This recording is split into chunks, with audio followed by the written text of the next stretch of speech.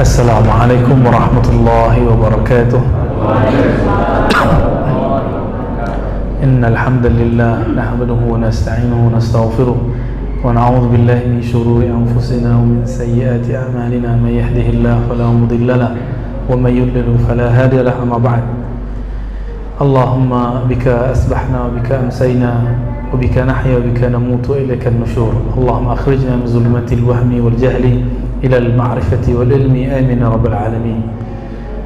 Bapak Ibu jamaah subuh yang pasti diberkahi oleh Allah, Nabi bersabda, al-barakatu li ummati fi bukuriha, keberkahan bagi umatku yang bangun salat subuh berjamaah di masjid. Kira-kira itu maknanya ya. Bahkan orang yang tidak salat pun dapat keberkahan. Jika dia bangun lebih awal mengejar dunia, dia diberkahi dunianya. Jika dia mengejar dunia akhirat, dia berkahi dua-duanya. Semoga kita termasuk orang yang seperti itu, amin ya rabbal alamin. Kajiannya langsung loncat ke rukun iman yang keenam ya. Kita pakai kisah sebuah hadis. Hadis pertama dalam Sahih Muslim, Kitabul Iman, bab iman. Ada seorang tabi'in, tabi'in artinya murid sahabat. Tidak bertemu Nabi, bertemu sahabat Nabi. Namanya Yahya ibn Ya'mar atau Ya'mur. Yahya ini qadhi di daerah Basrah, tapi dia asalnya dari kota Marwa, ya, daerah di Khurasan. Yahya di Basrah mengalami tantangan dari umatnya. Apa tantangannya? Kalau sekarang kita sebut liberalisme, liberal. Pernah dengar ya? Orang-orang yang menganut kebebasan dalam agama. Di zaman itu kelompoknya tidak disebut liberal. Di zaman itu disebut Qadariyah, kelompok yang menolak takdir. Namun mereka yang berbicara itu pinter-pinter. Kayak sekarang yang anti takdir itu sekolahnya tinggi-tinggi, ngomongnya cerdas, menarik. Sama, di zaman itu juga sama. Bahkan mereka yaqra'un al-Quran, hafiz Quran, lakin yaquluna la qadar. Mereka mengatakan nggak ada itu takdir, takdir kita yang tentukan, gitu kata mereka.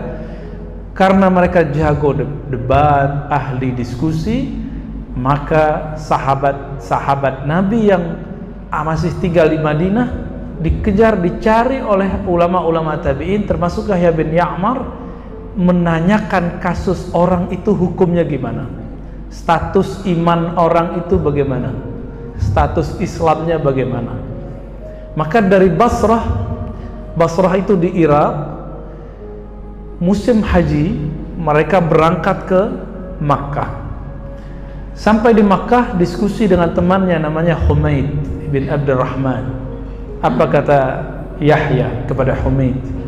Hei Humaid, lau laqina ahadan min ashabi Rasulillah sallallahu alaihi wasallam. Begitu teksnya dalam Sahih Muslim.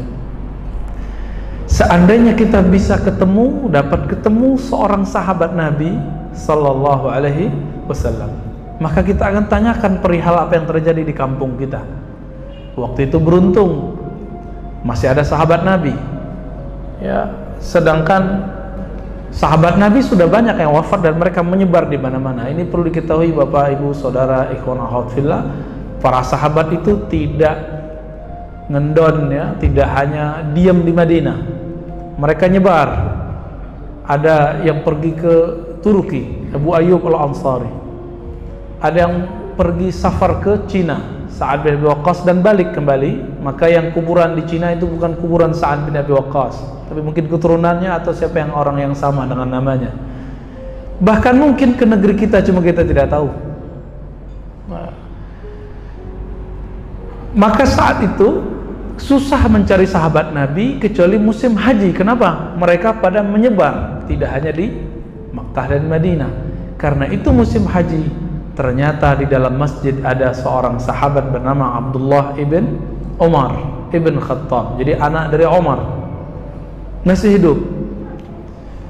Ketemulah dua orang ini, satu bagian kanan, satu bagian kiri. Si Humaid kayaknya diam, tapi matanya mengisyaratkan, kamu aja yang nanya. Maka Yahya, seorang qadhi di Basrah, bertanya kepada Abdullah bin Umar, atau dikenal dengan Ibnu Umar. Wahai Abdullah bin Umar, beliau punya kunyah julukan Abu Abdurrahman karena anaknya yang paling besar bernama Abdurrahman. Maka lafaz Abu itu bukan lafaz dari Islam, Pak, tapi memang sudah dari zaman sebelum Islam sudah ada. Itu bukan tradisi kenabian. Cuma Nabi karena Nabi orang Arab, maka Nabi menggunakan istilah itu, Abul Qasim, ya. Jadi apakah sunnah menggunakan Abu? Tergantung bahasanya apa. Kalau saya misalnya Abu Hisham, Ustadz Al-Naf Abu apa ini? Abu apa Ustadz? Abu-abuan. Oke, kalau bahasa kita apa? Abu bapaknya siapa gitu ya? Ya sama itu. Wahai Abu Abdurrahman, di kampung kami ada orang yang yaqra'un al-Quran, ahli ibadah, cerdas.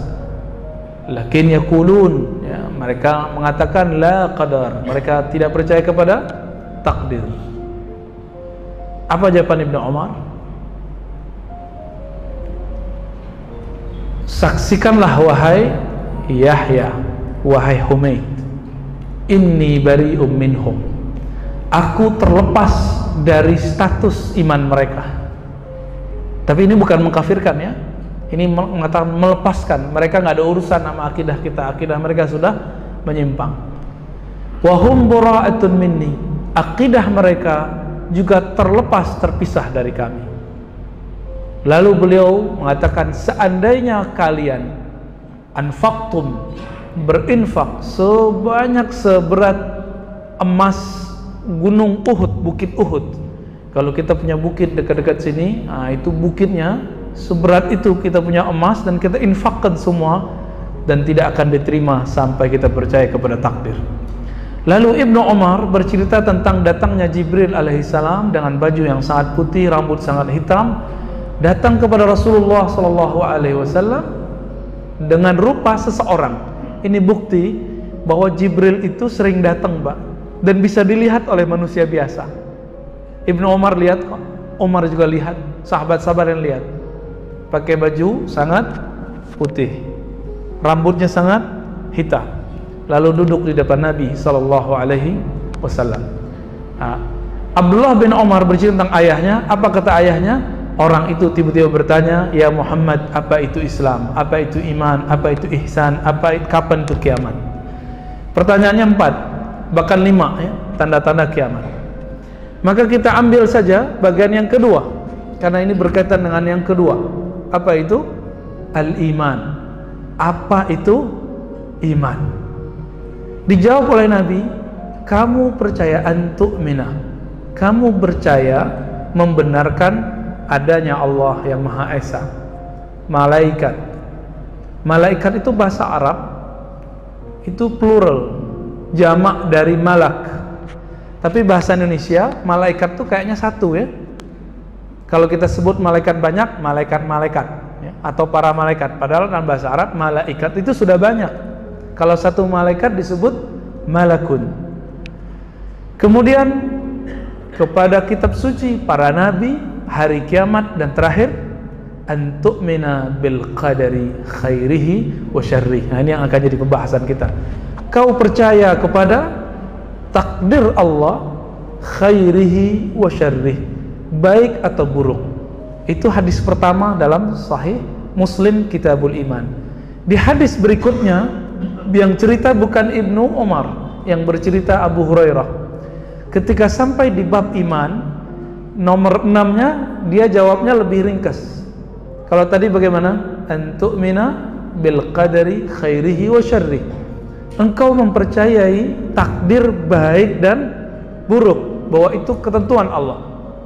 Sedangkan di riwayat Abu Hurairah dalam Sahih Muslim, antu'mina bil qadari kullih, kau percaya kepada takdir semua, tidak disebut baik atau buruk. Nah, saya lebih senang lafaz yang kedua ini. Nah, langsung kita jelaskan apa ya sebenarnya yang disebut takdir. Apa yang disebut takdir? Takdir dari kata qaddara yuqaddiru takdir, takdiran, ya. Namun di hadisnya antu'mina bil qadari. Apa arti qadar? Ukuran, ketentuan. apa yang Allah sudah tentukan dalam ilmunya. Nah, ini yang disebut takdir. Allah itu sebelum kita lahir sekarang, Allah sudah tahu belum bahwa kita akan duduk pagi ini di sini? Nah, ilmu Allah itu yang disebut takdir.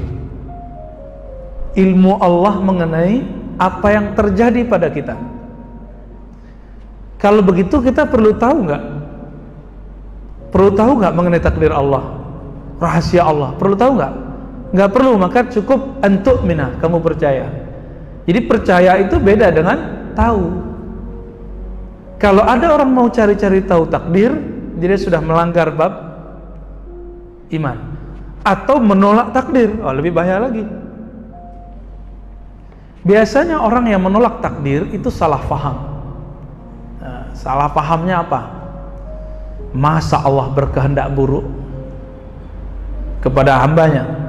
Nah, kelompok yang mengatakan tidak ada takdir itu bernama Qadariyah. Apa namanya? Beda dengan Qadiriyah. Kalau Qadiriyah tarekat Sufi. Qadiriyah pengikut Imam Abdul Qadir Al-Jilani. Kalau Qadariyah penolak qadar, penolak takdir. Sudah bisa paham di situ? Ya. Jadi jangan disebut tarekat Qadariyah, keliru ya. Karena yang ada tarekat Qadiriyah. Adapun dalam bab akidah disebut dengan Qadariyah. Apa kata Yahya ibn Ya'mar dalam hadis tadi yang pertama? Awwalu man takallama fil qadar. Yang pertama kali mengkritisi bab takdir itu di Basrah, namanya Ma'bad al-Juhani. Tahu Ma'bad al-Juhani? Ma'bad al-Juhani ini konon pernah ngaji kepada Al-Hasan Al-Basri bersama dengan Wasil ibn Atta dan Amr ibn Ubaid, tapi mereka kemudian bertiga menolak ada takdir. Siapa gurunya? Al-Hasan Al-Basri. Imam Al-Hasan Al-Basri pun kemudian menolak mereka. Makanya kemudian dalam sanad akidah orang Mu'tazilah tidak disebutkan Al-Hasan Al-Basri sebagai gurunya, tapi langsung Wasil bin Atta, Ma'bad Juhani itu mengambil dari Muhammad bin Ali Al-Hanafiyah, itu anak Ali yang lain dari Fatimah, selain Fatimah ya. Bapak saudara yang makan Allah, lalu kalau takdir itu ilmu Allah, kenapa kemudian orang banyak bahas? Kenapa orang pengen bahas? Itulah masalahnya. Karena emang kita penasaran apa yang mau kejadian besok hari. Penasaran siapa yang akan jadi presiden yang diputuskan oleh KPU. Benar nggak? Penasaran nanti jodohnya siapa, nasibnya bagaimana, semuanya kita penasaran. Seandainya takdir itu dibeberkan, maka tidak akan ada usaha. Orang nggak mau usaha apa, nggak mau survive. Lalu untuk apa takdir itu cukup diimani? Nah, sebelum diimani dulu, kita coba lihat. Sebenarnya apakah orang-orang Mu'tazilah tadi, Qadariyah tadi tepat memahami mengenai takdir? Apa takdir bagi mereka? Takdir itu ketika sang hamba itu dianggap total, jadi fatal. Fatalis, saya ini tidak bisa apa-apa kecuali Allah yang buat. Kayaknya benar ya, kayaknya benar, tapi itu salah juga. Ini yang ditolak oleh mereka. Nah, kelompok yang mengatakan ini disebut Jabariyah. Apa namanya? Jabariyah itu kelompok pengikut Jahm bin Safwan. Jahm bin Safwan ini mengatakan al-insan majburun, manusia itu tidak bisa ngapa-ngapain kecuali dipaksa oleh Allah. Maka kalau ada orang maksiat, itu dia maksiat karena Allah yang menggerakkan dia. Kalau ada orang minum khamar, wah itu kehendak Allah, gitu. Jadi dia menyalahkan Allah. Kejadian itu membuat Ma'bad al-Juhani membantah. Nah, maka muncullah akidah Ahlus Sunnah, mau meluruskannya.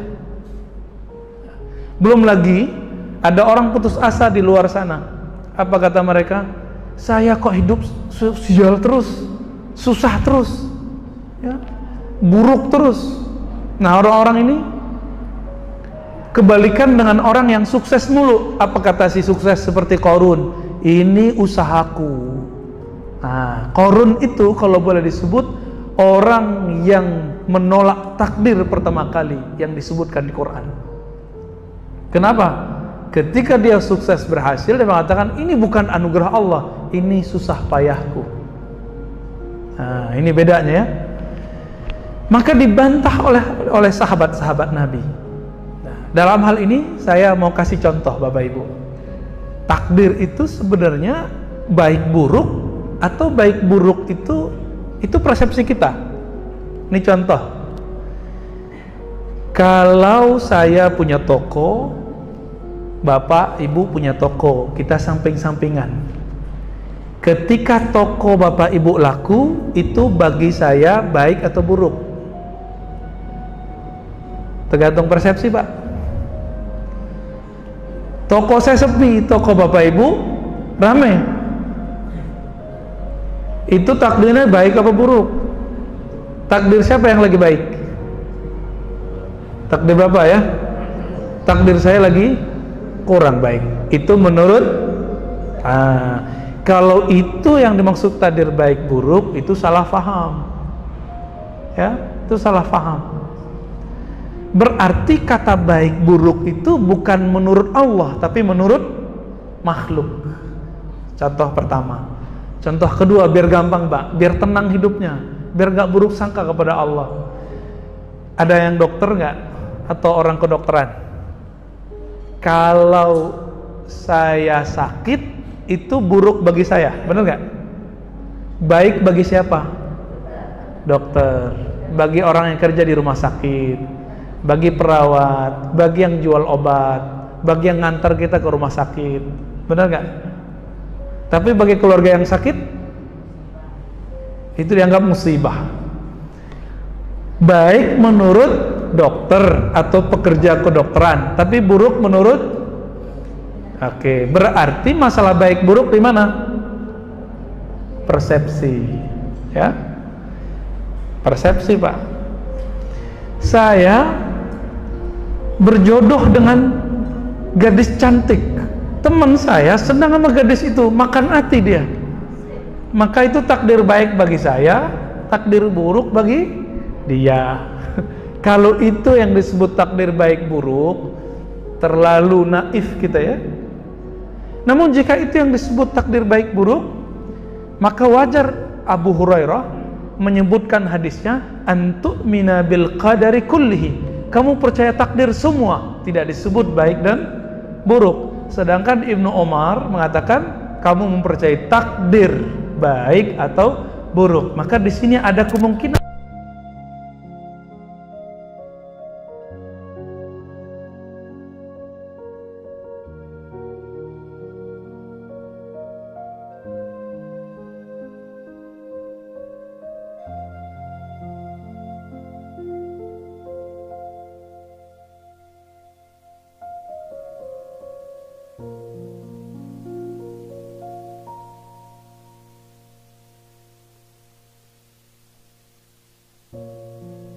tapi sebenarnya Allah lagi pengen baik, Pak. Ya, ini contoh. Kalau saya lagi sakit, tadi gimana? Itu buruk bagi saya, baik bagi dokter. Tapi apakah semua sakit itu buruk? Enggak juga, ya. Banyak sakit itu baik, Pak. Maka Nabi memberikan sebuah penjelasan. Minimal ada 2 hadis. Apa kata Nabi? Ya ajaban li amril mu'min. Sungguh ajib, sungguh luar biasa, menariknya, uniknya nasibnya orang beriman, keadaannya orang beriman. Kenapa? Ini pada beriman kan semua? Ya, beriman kan nih? Ya. Jawab yang kenceng dong. Beriman kan nih? Oke, kayaknya lemes nih, belum makan nih ya. Belum juga musim Ramadan. Nabi mengatakan, kalau mukmin in asabahul khair syakar. Apa yang menarik dari kalimat ini? Ternyata musibah itu Dalam bahasa Indonesia kan musibah buruk semua, tapi dalam hadis, dalam Al-Quran, musibah itu ada baik dan buruk. In asabahu khairun, jika dia dapat musibah kebaikan. Tuh, apa arti musibah? Musibah bahasa Arab sesuatu yang mengenai kita atau sesuatu yang kita alami, itu disebut dengan musibah. Jadi nggak mesti buruk. Dalam bahasa Arab kata musibah tidak mesti buruk, tapi dalam bahasa Arab belakangan baru disebut buruk, masaib, musibah. Tapi dalam mustalah Quran, musibah belum tentu buruk.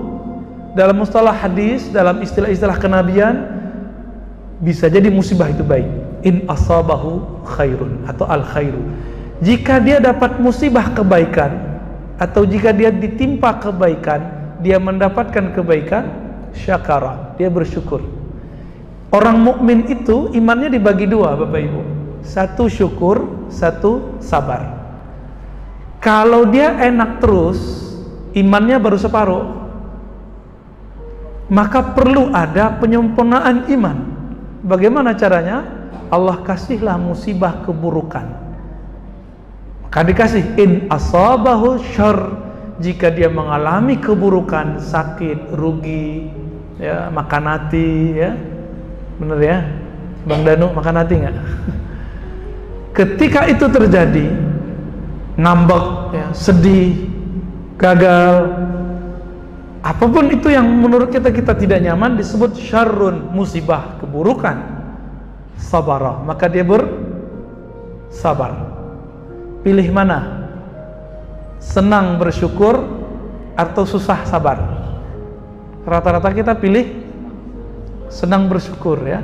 Berarti belum siap imannya sempurna. Ya, kalau mau siap imannya sempurna, Bapak, Ibu, Saudara, ikhwan akhwat fillah, setiap hari kita akan mengalami baik dan buruk. Setiap hari. Maka tidak ada jalannya kecuali dua. Jika baik, syukur. Jika tidak baik, sabar. Baru sempurna imannya. Mengenai sabar itu, tidak mesti sabar itu kita mengalami keburukan.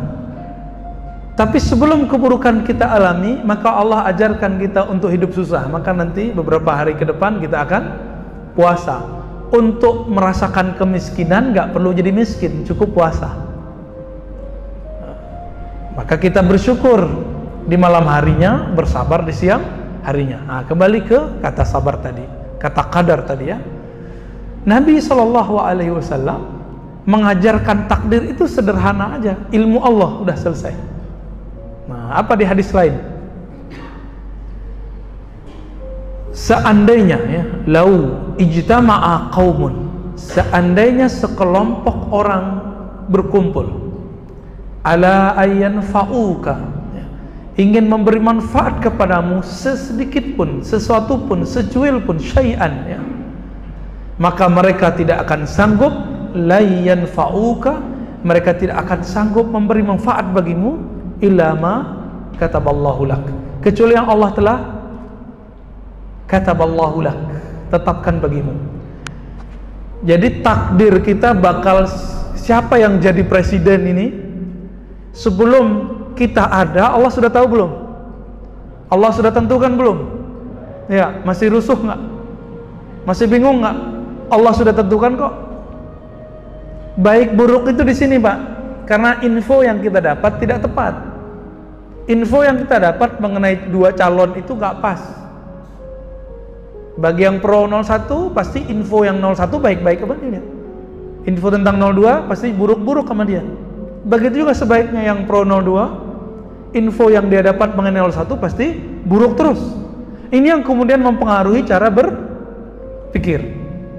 Nah, maka hati-hati di situ. Ya, ini sekarang, Pak, kita buka WA, kita buka TV, seakan-akan Indonesia bahkan dunia Islam itu lagi mengalami takdir yang buruk. Padahal kita lebih enak hidup dari zaman-zaman sebelumnya. Walaupun zaman sekarang juga susah. Dulu di zaman-zaman masa diktator, masa Orde Baru, hidup susah sekali, Pak. Tapi kita bersyukur karena kita nggak dapat berita-berita aneh-aneh itu. Sekarang sesusah-susah orang, pulsanya masih aktif, ya, internetnya masih jalan, makannya masih 3 kali sehari, ya kan? Tapi karena kita dapat asumsi-asumsi yang tidak pas, akhirnya orang kalau tidak senang, merasa susah, dia akan mencari, kalau dia belum dewasa, dia akan mencari kambing hitam. Kambing hitamnya kalau dulu zaman-zaman Khairul Anwar, Pak Khairul Saleh yang buat puisi Aku itu ya, menyesal jadi orang Indonesia. Ya, Khairul Anwar ya. Itu kan ungkapan nggak menerima takdir. Ya, jadi puisi, Pak, nggak terima, salahkan negeri ini kok lahir di sini. Menyalahkan itu kan menyalahkan Allah Ta'ala. Maka saya nggak suka Pak puisi itu, walaupun isinya ada positifnya, tapi sudah menjurus kemana? Sudah menjurus ke menyesali takdir. Siapa yang menetapkan kita harus jadi orang Indonesia? Allah. Mungkinkah Allah berkeinginan buruk bagi hambanya? Nggak mungkin. Seburuk-buruknya itu pendapat kita, tapi di sisi Allah pasti baik. Nah, dalam akidah Ahlus Sunnah, Allah itu berkehendak sesukanya, meskipun menurut kita itu buruk, maka disebutlah takdir buruk dan takdir baik. Tapi di sisi Allah semuanya baik. Nah, kembali ke yang tadi, kalau ada orang sakit itu buruk bagi siapa yang sakit, tapi bagi dokter, jadi takdir itu turun brek satu, itu baik semua. Coba kalau nggak ada orang sakit Pak, fakultas kedokteran itu jadi fakultas sial ya, fakultas kutukan.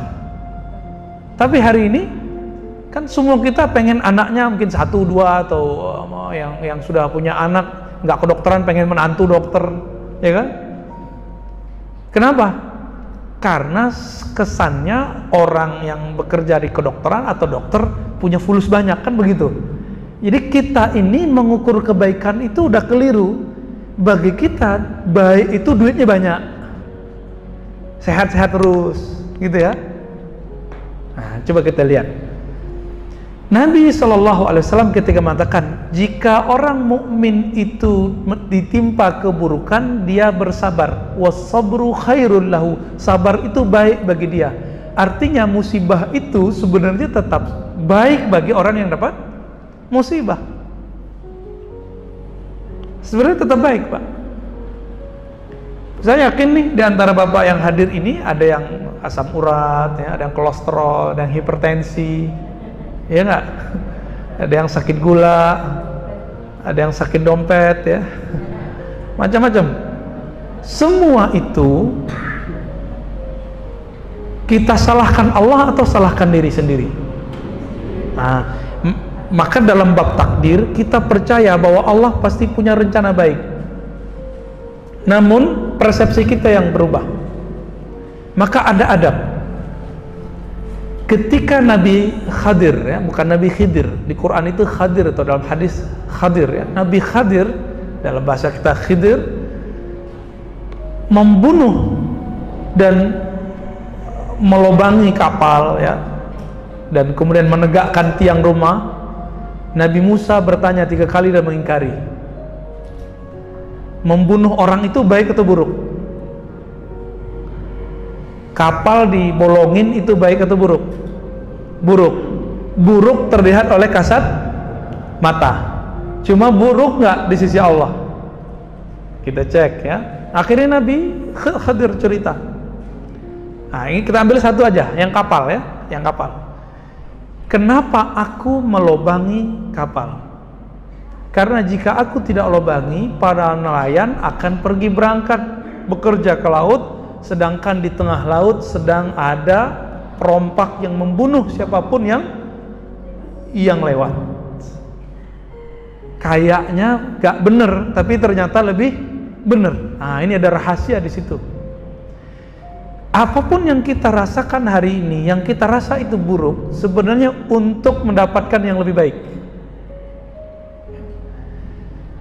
Apa kata Imam Ibn Athaillah? Orang yang tidak tahu rahasia kesehatan, nikmat sehat akan diberi kesadaran saat nikmat sehatnya hilang. Orang yang tidak sadar nikmat Allah itu ada, Allah akan buatkan dia sadar ketika nikmat itu tiada. Pilih mana? Sadar saat nikmat itu ada atau sadar saat itu tiada? Nah, coba contohnya ya. Anak-anak muda nih yang alay-alay milenial ini kan kalau pakai motor nggak pakai helm, nggak pakai jaket, malam-malam ngebut, diingetin sama bapak ibunya, nganggapnya apa? Nggak keren gitu ya. Anak gaul, tiba-tiba tabrakan, kepalanya kebentur, berdarah, ada retak, nyesel nggak dia? Nyesel, ya. Jadi kadang-kadang hal-hal yang kita nggak senangi itu justru kadang baik. Maka di Quran kalimatnya umum, walaupun itu tentang ayat perang. Allah mengatakan asa an tuhibbu syai'an, barangkali siapa tahu kamu senang sesuatu, wa huwa syarrul lakum, tapi itu buruk bagimu. Makan jeroan, apa namanya itu Pak, gajeboh ya, enak nggak? Enak ya, maklum orang Sumatera. Enak, nikmat. Tapi kalau tiap hari makan, ya belum 30 tahun udah stroke gitu ya. Kenapa? Darahnya ngental di mana-mana, kayak gajih itu Pak, kayak lemak itu. Bagaimana ajaibnya Allah membuat kepala ini 1 cm jalan darahnya tertutup, bisa stroke, bener nggak? Ya. Namun saya udah ketemu banyak orang stroke. Di antara mereka setelah dikasih stroke justru lebih hebat dari kita. Lebih hebat dari kita Pak. Kita yang sehat-sehat ini, ya penghasilannya begitu-gitu aja. Hanya bisa mengumrohkan pasangannya atau orang tuanya. Ini sahabat kita ini setelah Allah kasih dia musibah stroke, Allah kasih dia harta yang berlimpah ruah, akhirnya setiap tahun mengumrohkan 40 orang. Itu stroke itu baik bagi dia atau buruk? Jadi baik Pak bagi dia ya. Kita yang sehat-sehat begini kalah sama dia. Maka saya berpikir tidak semua yang kita lihat buruk dengan mata ini itu buruk di sisi Allah atau menurut orang lain. Jadi dia sendiri cerita, saya itu heran Ustadz ya, semenjak walaupun keadaan begini Allah buka yang lain. Punya santri anak duafa 400-an Pak. Siapa sanggup? Kayaknya punya anak santunan satu aja kayaknya mikir ya, ini 400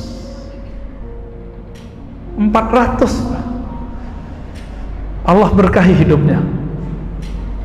Allah berkahi hidupnya. Jadi tidak semua yang kita pikirkan buruk itu buruk. Nah, kembali ke hadis tadi. Ketika Nabi bersabda, "Antu'mina", kamu percaya kepada takdir Allah, ketentuan Allah. Allah kapan menentukan dunia ini? Sebelum dunia ini ada. Ya, sebelum dunia ini ada.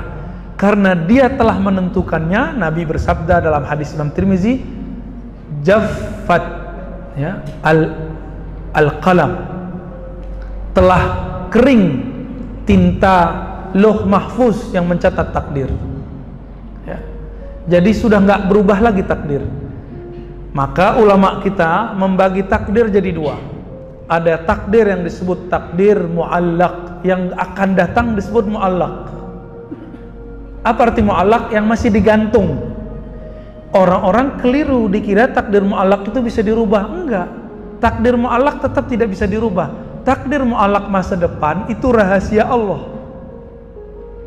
Adapun yang sudah terjadi, duduknya kita hari ini di sini, atau kita lahir sebagai orang Melayu, orang Jawa, orang Sunda, orang Minang, orang Batak, orang manapun, itu takdir masih bisa dirubah nggak?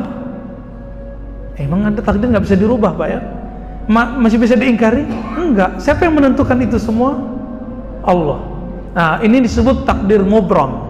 Mubram itu yang sudah sabit, yang sudah berlalu, tidak bisa kita balik lagi. Satu nafas yang baru lewat, itu takdir Allah, itu nikmat Allah.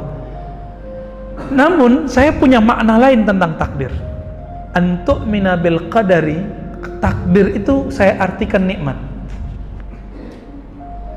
Engkau percaya kepada nikmat Allah.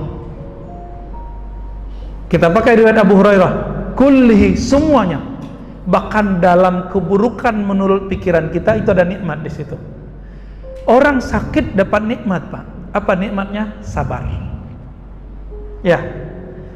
Orang susah dapat nikmat. Apa nikmatnya? Sabar. Sabar itu bahasa Arab bertahan. Yang sanggup bertahan hidup di dunia itu orang yang ditempa lebih banyak daripada yang tidak ditempa. Oleh karena itu kami dulu kalau di pesantren, kalau ngaji ya, kalau belajar itu ada yang disebut riyadhah. Apa arti riyadhah? Latihan hidup sederhana. Maka kalau anak kita khawatir anak kita nggak sanggup menghadapi hidup, santriin dia, Pak. Karena di pesantren ada namanya puasa Senin Kamis, ada puasa Zulhijjah. Kita dilatih untuk mengurangi makan. Contoh lain,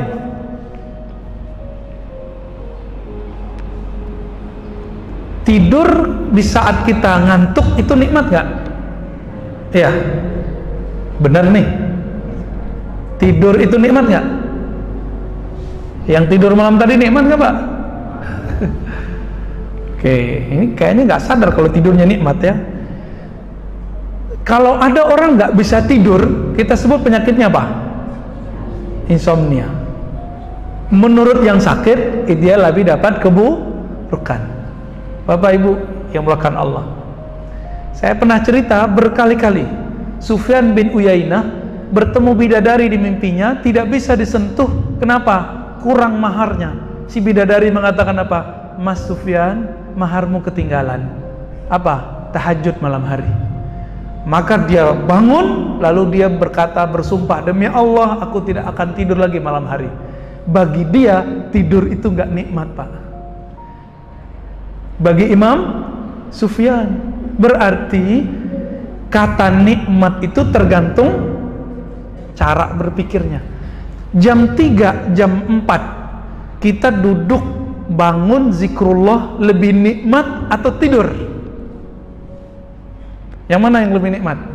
Tergantung zikirnya udah terlatih atau belum.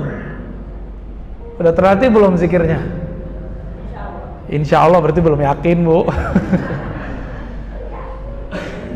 Kita tidak menikmati zikir karena tidak tahu cara menikmatinya. Nabi bersabda, afdalu dzikri la ilaha illallah. Zikir yang paling nikmat, gitu terjemahan bebasnya, adalah la ilaha illallah. Kenapa waktu zikir tadi ada yang kabur? Karena dia nggak menikmati zikir. Apalagi sudah kena virus zikir kenceng-kenceng pada sholat bid'ah, itu dah nggak bisa menikmati, Pak. Kita lewat nih, ada rumah makan. Rumah makannya enak aslinya, tapi teman kita bilang, Ustaz, jangan di situ. Kenapa? Itu rumah makannya nggak enak. Nggak enak. Kenapa? Orangnya nggak beres, nggak bersih. Akhirnya kita kalau coba ke sana, pikiran kita nggak nyaman. Ada lalat satu, kita bilang, wah bener nih, kotor nih.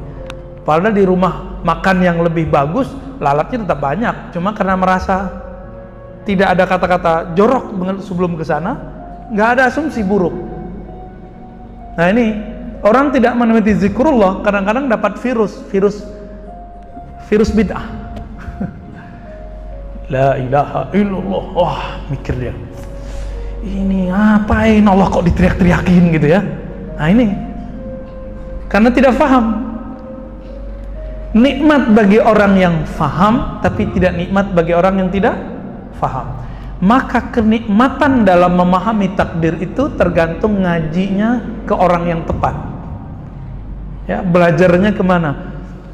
Nabi itu mengajarkan untuk menikmati semua takdir. Apa kata beliau? Jika dapat baik, syukur bagus baginya, baik baginya. Jika dapat keburukan, sabar baik baginya. Baik itu nikmat. Baik itu nikmat. Jadi mulai pagi ini silakan nikmati takdirnya ya. Menikmati takdir beda dengan menunggu takdir. Rezeki contohnya. Rezeki itu kata Ali bin Abi Thalib radhiyallahu taala anhu, kadang kamu yang mengejarnya, kadang dia yang mengejarmu. Setiap hari Pak begitu. Sebagai contoh, kita punya toko. Di toko kita cuma nunggu. Benar nggak? Nanti siapa yang datang? Kalau Bapak ke Tanah Abang, ada lantai tertentu itu jualan batik semua Pak. Jualan batik semua. Mereka cuma menjemput sampai ke toko, separuh jemputan. Habis itu nunggu pasrah kepada Allah. Sebanyak itu toko. Kadang-kadang si pembeli nggak senang yang dekat tangga, yang dekat lift. Senangnya yang mana? Yang paling belakang. Siapa yang gerakin itu? Nah, jadi takdir itu emang Allah yang ngatur, nggak mesti berdasarkan hitung-hitungan ini. Oleh karena itu saya tidak terlalu terobsesi menjadi orang sukses dan mencerita orang sukses. Kenapa? Jalan sukses kita beda-beda. Ya, jadi jangan terlalu nyesek Pak kalau ada training motivasi biar menjadi sukses. Kan macam-macam ya. Sekian cara mengait rezeki, wah macam-macam lah ya. Training begitu kan digandrungi orang. Kalau ngaji-ngaji begini kan ya orangnya begini aja ya, separuh masjid paling ya. Tapi kalau training cari rezeki Pak, banyak yang datang. Kenapa? Orang pengen mencari jalan pintas, nggak sabar ya. Nah, Bapak Saudara makan Allah, maka boleh kita simpulkan bahwa mengimani takdir itu artinya mengimani, mempercayai ilmu Allah, bahwa Allah telah menentukan sesuatu bagi kita. Baik buruk itu persepsi, tapi di sisi Allah semuanya baik. Jika kita beriman, maka tidak ada kata buruk, semuanya jadi baik ya. Itu akidah Ahlussunnah yang kita yakini dari dulu sampai hari ini. Begitulah Rasulullah, begitulah para sahabat. Kira-kira begitu Bapak Ibu. Ada diskusi Ustaz? Fadhal. Mana nih Pak Ustaz Alnaf? Bang Adi silakan. Mau tanya jawab? Apa cukup?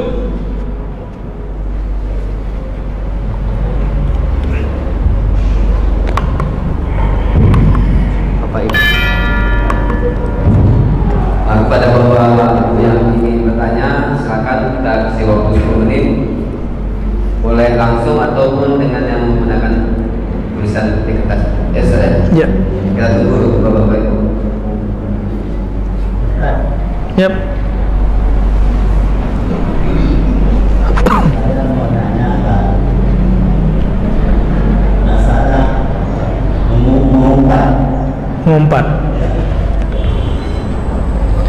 Mengumpat itu maksudnya mencaci atau mengatakan sial? Mengatakan sial ya?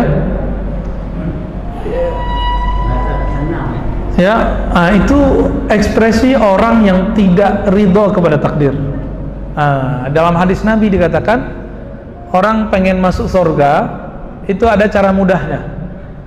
Katakan setiap pagi, raditu billahi robba, aku ridha Allah sebagai Robku, penentu takdirku. Orang kalau sudah ridho itu munculnya dari cinta. Kalau sudah cinta, masakan pasangan kita kurang enak, kita pecahin nggak Pak gelasnya, piringnya, atau kita sabar aja ya? Nabi karena cinta kepada istrinya, kalau istrinya masak kurang enak, beliau diem aja.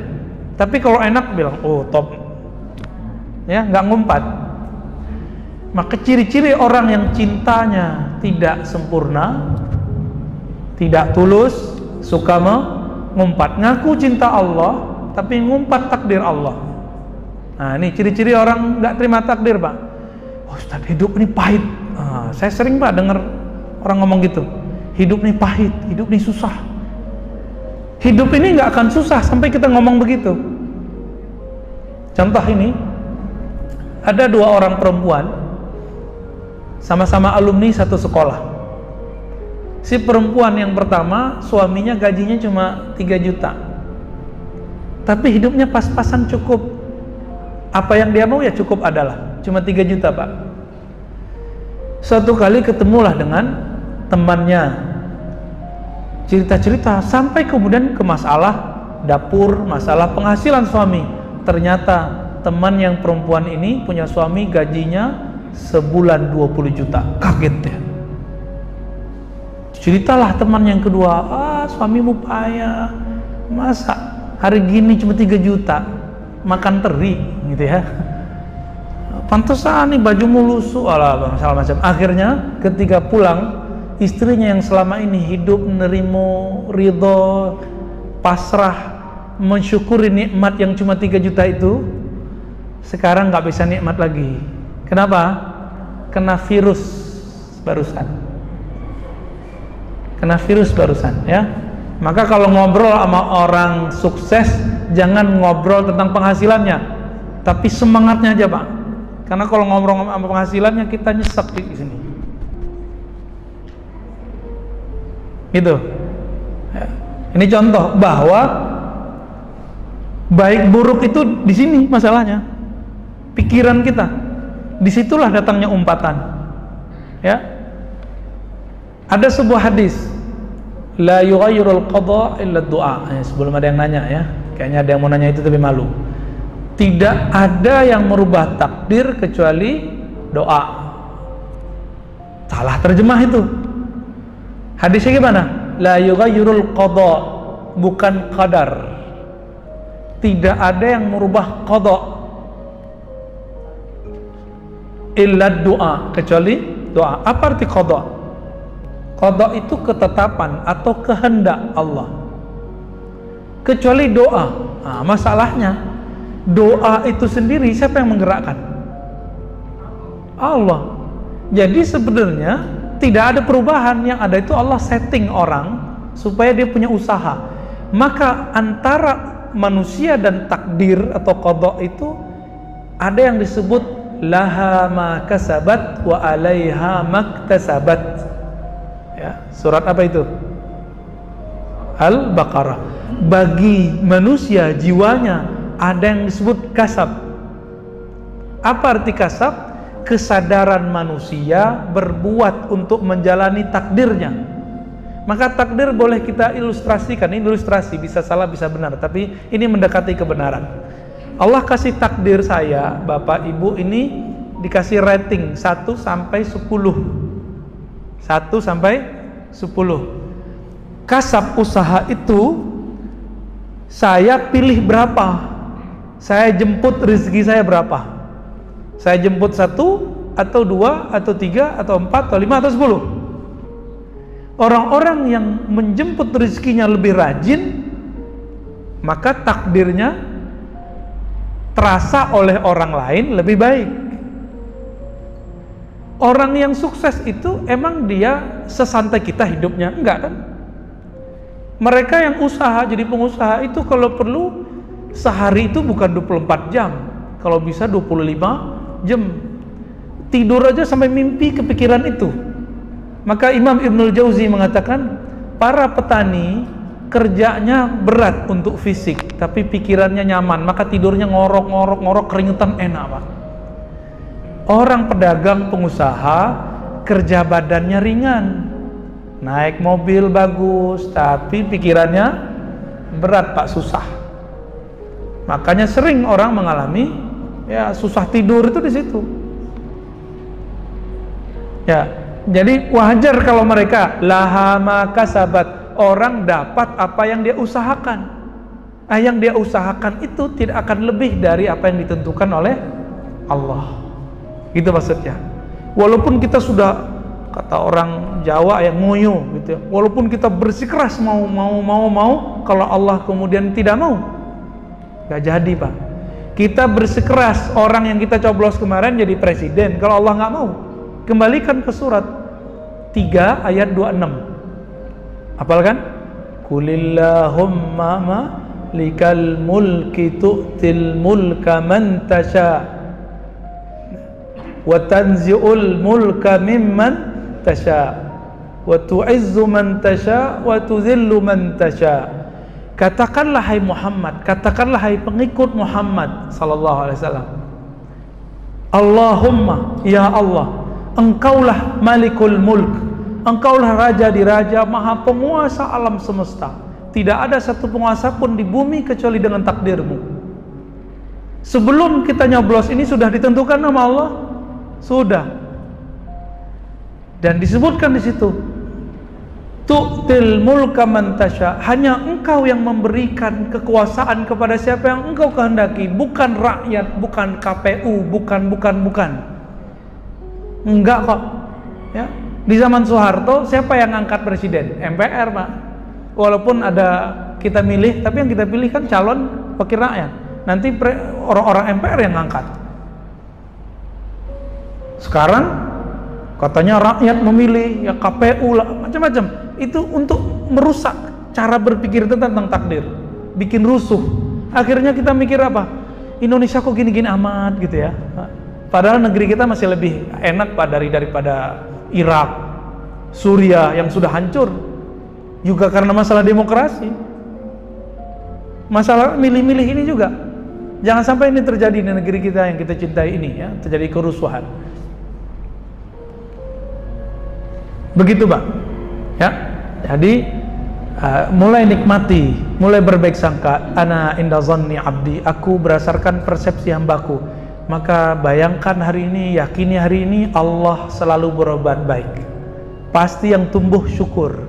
Jika kurang di luar ekspektasi, yang tumbuh sabar. Ya. Besi, logam jadi pisau yang bagus kalau banyak ditempa atau sedikit ditempa. Maka anak yang banyak sabar itu anak yang dulu sering susah. Anak yang suka ngeluh biasanya anak yang banyak senangnya daripada tidak senang. Jadi yang punya anak, yang punya cucu, didik hidup sederhana biar hidupnya survive, hidupnya bangkit, biar bisa positif menghadapi hidup. Ya. Khalas? Ada lagi? Ya, tafadhal Pak.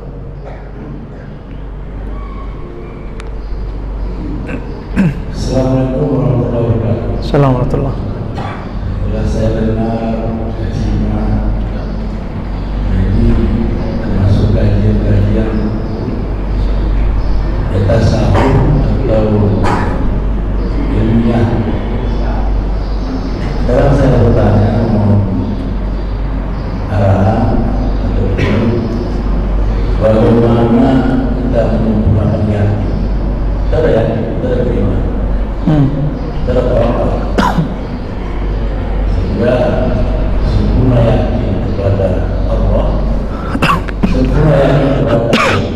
Baik. Assalamualaikum warahmatullahi wabarakatuh. Assalamualaikum.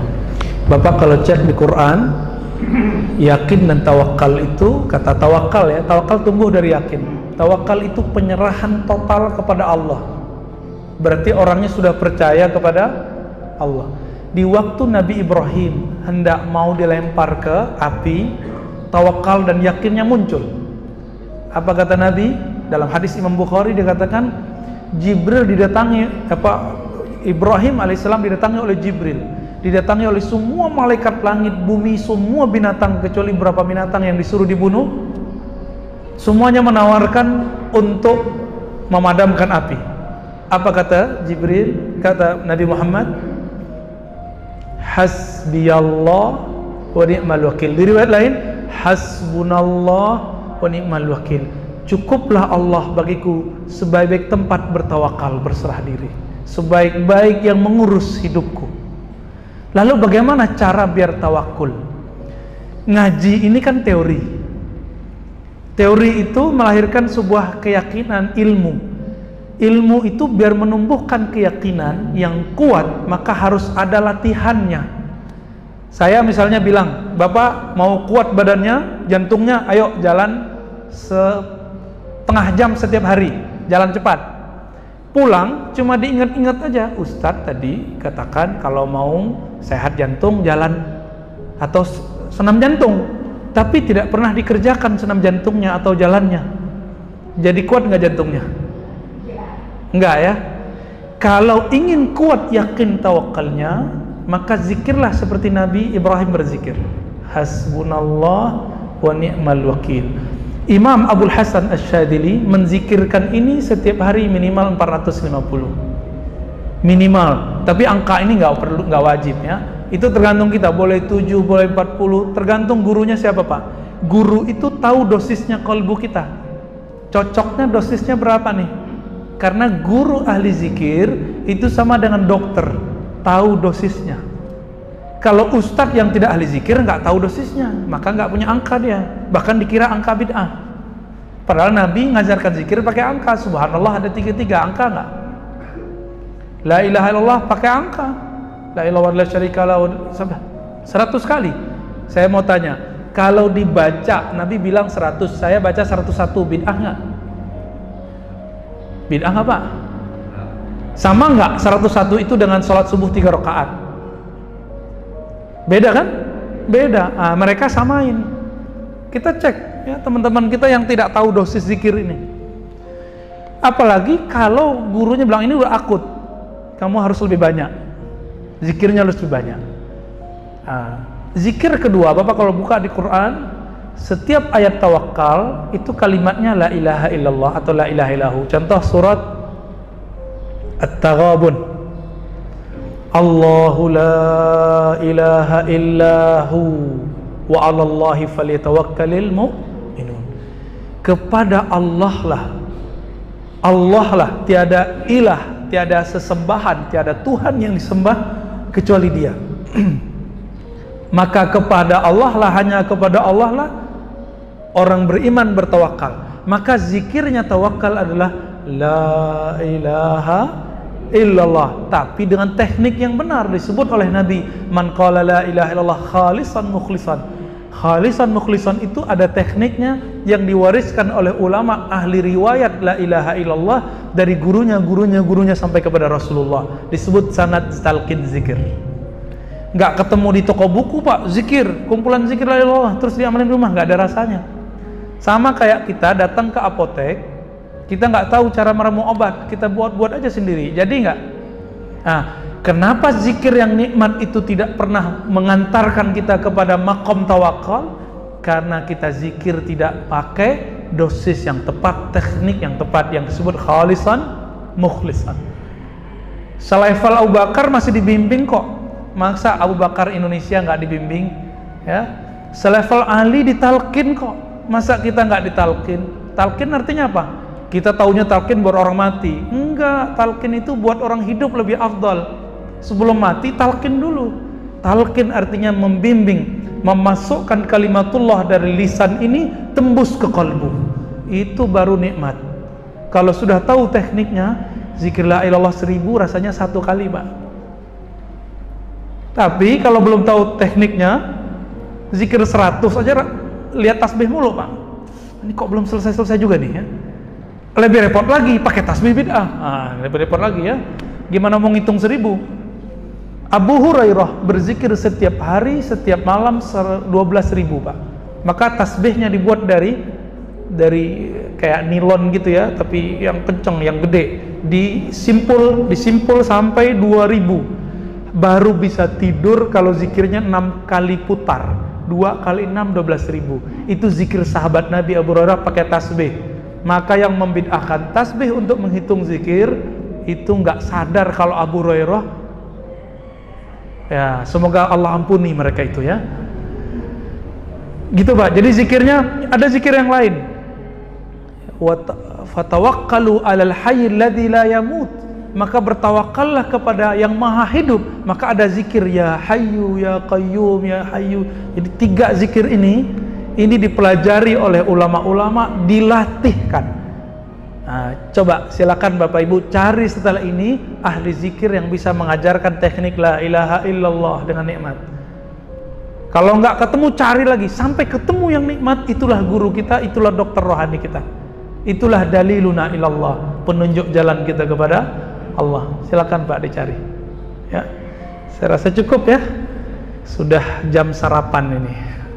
Semoga Bapak Ibu diberkahi oleh Allah, jiwanya tenang, percaya kepada takdir, tumbuh tawakal, perbanyak baca la ilaha illallah, hasbunallah wa ni'mal wakil, ya hayyu ya qayyum.